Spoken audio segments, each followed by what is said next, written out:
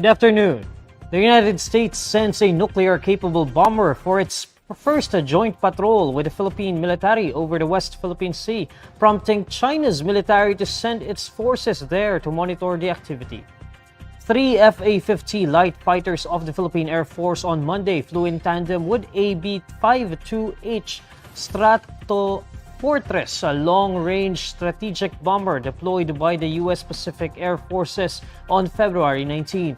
According to Philippine Air Force, the joint flyovers covered 90 nautical miles west of Candon, Ilocos Sur, and 50 nautical miles northwest of Lubang, Mindoro, within the Philippines' exclusive economic zone.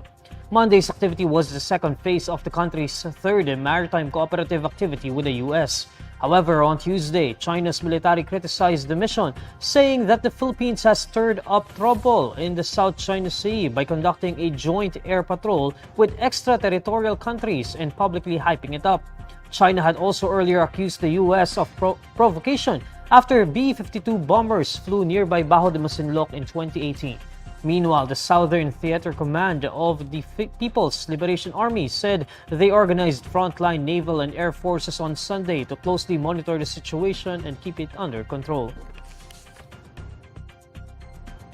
President Bongbong Marcos reiterates that the Senate will be taking the lead in crafting the proposed charter changes.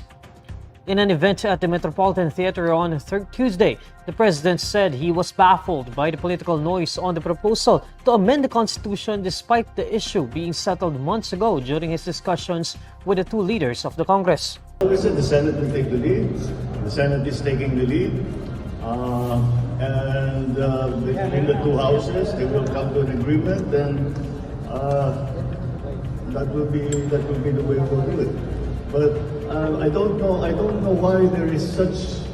It's really a storm in a teacup because this has been decided very long ago in both the leaders of both houses.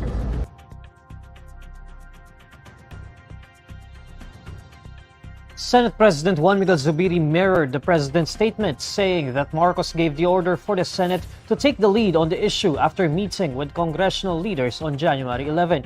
The president was also pleased by the developments in the two chambers, with both of them filing separate identical measures that seek to relax the economic restrictions in the Constitution.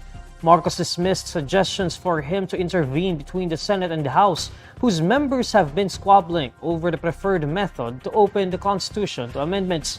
He noted that he has been overseeing the efforts to change the charter quietly. Maybe I don't proclaim, but sinasabi na kailangan kung pumasok, matagal na ako nakikipag-usap sa pagkabila. But you know, it's what for me is more important than to make these proclamations, and pronouncements. What's more important is to get it done.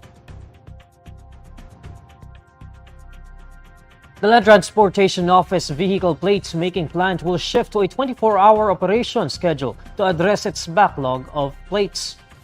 During the hearing of the House Committee on Transportation, LTO Property Section Head Clarissa Ogsimer says that production shift to 24-hour operation will increase the minimum output from 38,000 plates to 48,600 plates, or 27.9% increase in plant productivity. Currently, the plant is producing around 28,000 plates per day. Ogsimer adds that the shift will enable the agency to complete its 12.50 million backlog in plates by the second quarter of 2025. According to Ogsimer, more than 1.2 million motorcycle plates and 204,542 motor vehicle plates from the backlog have been released since September 2023.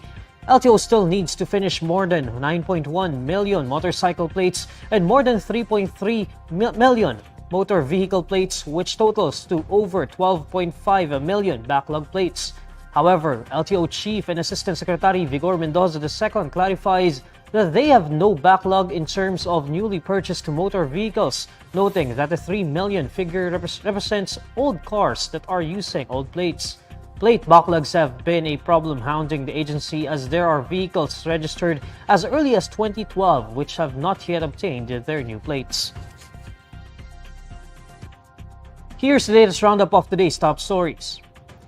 China criticizes the U.S. and the Philippines joint patrol in the West Philippine Sea as U.S. sends its nuclear-capable bomber for the mission. Vice President Sara Duterte dismisses claims linking her to Pastor Apollo Quiboloy, tagging them mere attacks due to her high position in government.